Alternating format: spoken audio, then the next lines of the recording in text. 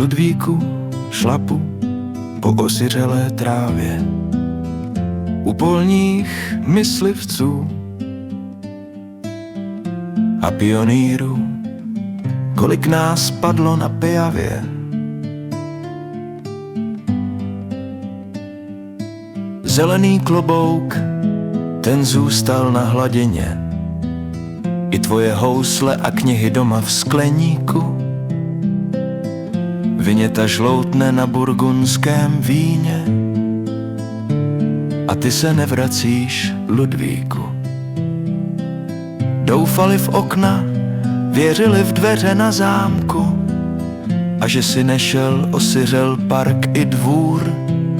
Jen černý kocour pod jasanem v altánku sedá na klíně Madame Pompadour.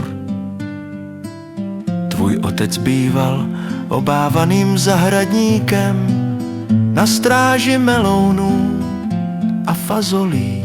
Mladé růže jako sám lékař obvazoval líkem a v noci hlídal s nabitou pistolí.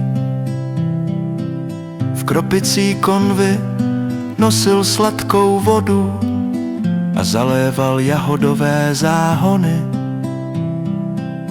Ludvíky zvali se všichni z toho rodu, Ludvík dítě chodíval se mnou na hony. V křoví se plazil tichá a pružná kuna, byl lovcem perliček a lesních sluk. Nad jeho hrobem v noci sklenula se luna.